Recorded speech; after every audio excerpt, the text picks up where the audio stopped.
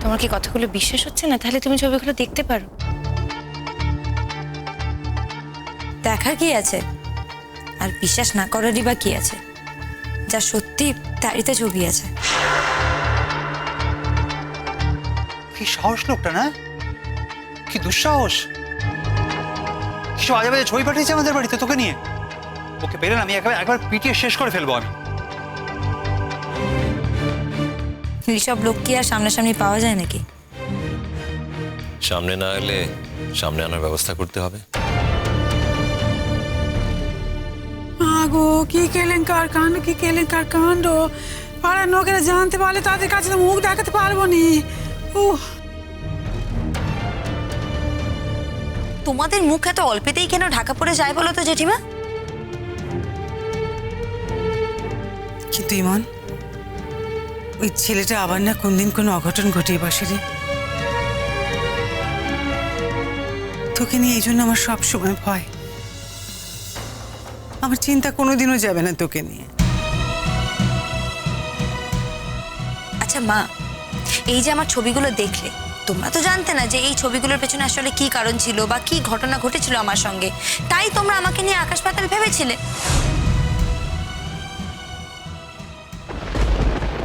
একটা ঘটনা কি জানিস মা, যখনই তোর সম্পর্কে আকাশ পাতাল ভাবি সব সময় সেটা তুই প্রমাণ করে দিস যে তুই ঠিক আমরা ভুল।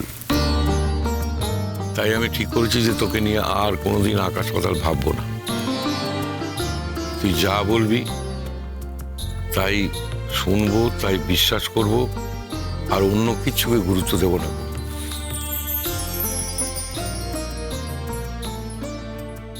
বলছি যে মানে আরো কি কোনো ছবি আছে নাকি, কোনো খারাপ জেস্টারে, কোনো খারাপ ভঙ্গিতে, মানে সেরকম যদি কোনো ছবি থেকে থাকে তাহলে তো তুমুল অশান্তি হতে পারে। মানে সেই ছবিগুলোকে নিয়েও যা ইচ্ছে তাই করতে পারে, কলেজে পাঠাতে পারে, বাড়িতে পাঠাতে পারে, মানে চারিদিকে ছড়িয়ে যেতে পারে। এক মিনিট, আমি ঠিক বুঝলাম না, খারাপ ভঙ্গি মানে? হ্যাঁ মানে খারাপ ভঙ্গি বলতে ঠিক কি মিন করলে আমিও বুঝলাম না। না বোঝার তো কিছু নেই, ব্যাপারটা তো খুব সিম্পল। আমি বলতে চাইছি যে ওরা ইমনের ওপর জোর করে, মানে কতটা কি এক্সটেন্ডে গেছে সেটা তো আমরা কেউ জানি না। আর ভয়ের ব্যাপার হলো এমনও তো হতে পারে যে হয়তো তারও কোনো ডকুমেন্টেশন থেকে গেছে। তুমি এটা বলতে পারলে? সবার সামনে দাঁড়িয়ে তুমি বলতে পারলে এটা? কি করে বললে রূপকথা এটা? যখন পাঠায়নি, মানে যদি থাকতো সেরকম কোন ডকুমেন্ট তাহলে সবার আগে সেটাই পাঠাতো। পাঠায়নি যখন, তখন ধরে নেওয়া যায় সেরকম নেই কিছু। আর যদি থাকতো আর কেউ না জানুক, রণ জানতো সেটা। এটা নিশ্চয়ই আমাদের ইমনকে খুঁজে বের করতে হতো না? আর আমি তো তার থেকেও বড় কথা বলবো যে যদি সেরকম কোনো ডকুমেন্ট থেকেও থাকে ওর কাছে, যদি সেটা বিভিন্ন জায়গায় পাঠানো গিয়ে হয়েও থাকে, সো হোয়াট? কি হয়েছে তাতে কি যায় আসে? যে অন্যায় করেছে লজ্জাটা তার হওয়া উচিত, যে অন্যায় করেনি তার কেন লজ্জা হবে? কেন? আমাদের ইমনের সম্মান এত ঠুনকো নয় যে সামান্য কারণে ওকে ওর মুখ থেকে ঘুরে বেড়াতে হবে। রূপকথা দি, যদি সত্যি এমন কোনো ডকুমেন্টেশন থাকতো তাহলে আমি কোনোদিনও নিজেকে মিস্টার রণজা চ্যাটার্জির জীবনের সঙ্গে জড়িয়ে নিতাম না। আমি ঠিক কোনো না কোনোভাবে আটকে দিতাম। এমন কোনো ঘটনা আমার সঙ্গে ঘটেনি, এরকম কিছুই ঘটেনি। তবে হ্যাঁ, ঘটতে পারতো, কিছুই হতে পারতো আমার সঙ্গে, কিন্তু সেটা হয়নি।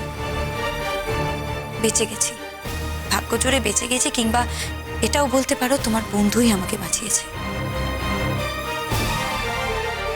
জীবনে অনেকগুলো কারণে আমি তোমার বন্ধুর কাছে কৃতজ্ঞ, এটা হলো তার মধ্যে একটা।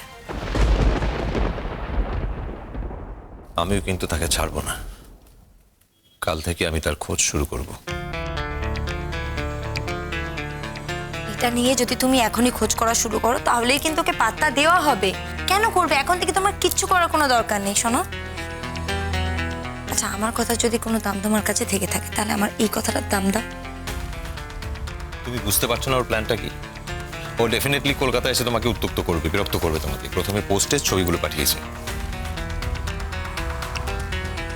ও যদি বিরক্ত করে তখন আমি তোমাকে বলবো, তখন তোমার যা স্টেপ নেওয়া নিও, কিন্তু এখন কিছু করো না। আমি ওকে কোনো সুযোগ দিতে চাই না। ও কোনো সুযোগ পাবে না, আমি তোমায় বলছি প্লিজ এখন কিছু করো না। ও যদি আমাকে সত্যি বিরক্ত করে আমি তোমাকে বলবো তখন। এতক্ষণ তো কত কথা হচ্ছিল, কত চালাচালি হচ্ছিল। মুই তো সব কথা এখন অব্দি কই নাই। মুই বারবার কইছিলাম জামাই সব কিছু জানে, সব জানে জামাই। জামাই তখন বাড়ি ছিল না, মোর কথা কেউ তো শুনছিলই না, নানান কথা কয়ে যাচ্ছিল। এবার হলো তো সকলের, জামাই সব কিছু জানে, সব জানে, না জানার কিছু নাই, সব জেনেই জামাই। আচ্ছা কাকামণি, তুমি আমার সঙ্গে এইভাবে রেগে রেগে কেন কথা বলছো? কি হয়েছে তোমার? তুমি আমাকে কেন দোষ দিচ্ছ? আচ্ছা তুমি একটা কথা বলো তো, আর যদি আমার জায়গায় তোমার নিজের মেয়ে হতো, আর তাকে যদি কেউ রাস্তা থেকে তুলে নিয়ে গিয়ে বিয়ে করার চেষ্টা করতো, তাহলে কি তুমি তোমার মেয়েকে দোষ দিতে, না যে তোমার মেয়েকে জোর করে তুলে নিয়ে গেছিল তাকে দোষ দিতে? কোনটা? নাকি আমি পরের মেয়ে বলে তোমরা আমাকে দোষ দিতে পারছো, আমার সঙ্গে খারাপ ব্যবহার করতে পারছো? বলো। আমি তোমার সঙ্গে কি এমন করেছি? কি করো নি বলো তো তুমি? তুমি তো ইমনের সঙ্গে ভালো করে কথাই বলো। ইমন তো নির্দোষ, যা ঘটেছে তাতে তো ইমনের কোনো হাত নেই। কিন্তু তোমরা সবসময় কেন সব ব্যাপারে ইমনের দোষ খুঁজে পাও বলো তো? ব্যাপারটা বুঝতে পারছো না? যদি বাড়িতে কোনো ছবি টবি আসে না তখন কিরকম নার্ভাস লাগে, বুঝতে পারছো তো? আমাদের বাড়িতে তো এরকম কোনো ছবি টবি আগে আসেনি তো। আমাদের বাড়িতে তো এরকম বউ কখনো আগে আসেনি সুজয় মামু। মানে বুঝলাম না। বুঝলে না? সে কি ইমনের মতো এত ট্যালেন্টেড মেয়ে, এরকম একটা বউ মানে আমাদের বাড়িতে কবে এসেছে আর বলো? না, আমি তোমার ট্যালেন্টকে অস্বীকার করছি। তোমার ট্যালেন্ট নিশ্চয়ই আছে, আর ট্যালেন্টের তো কম বেশি থাকে রূপকথা। এটা তো মানতে হবে জীবনের কোয়ালিটি, ওর যে ট্যালেন্ট সেটা সত্যি অনেকের থেকে অনেকটা বেশি।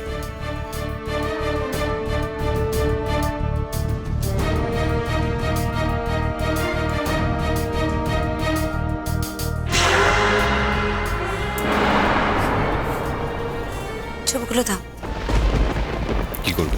দেখবো। দেখার কি আছে? তুমি দাও না। দেখো, এই ছবিগুলো আমার কাছে থাকবে, এগুলো আমার কাছে ডকুমেন্ট। কখনো যদিও বাড়াবাড়ি করে তাহলে এগুলো দেখে ওকে তুলে নিয়ে আসবো। আরে আমার কাছে থাকলেও তো সেটা থাকাই হবে। না, অফিসিয়ালি মুভ করলে তো আমি করবো, তুমি করবে না।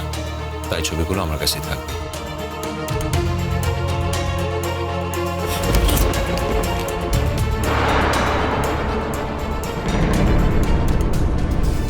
তোমাকে আমি কিছুতেই এর মধ্যে ঢুকতে দেবো না।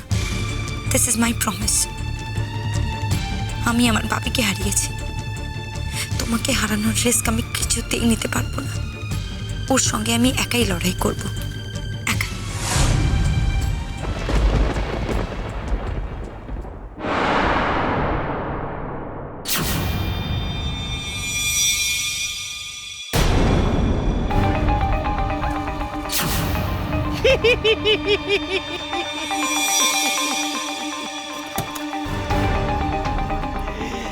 কি ইমান রানী,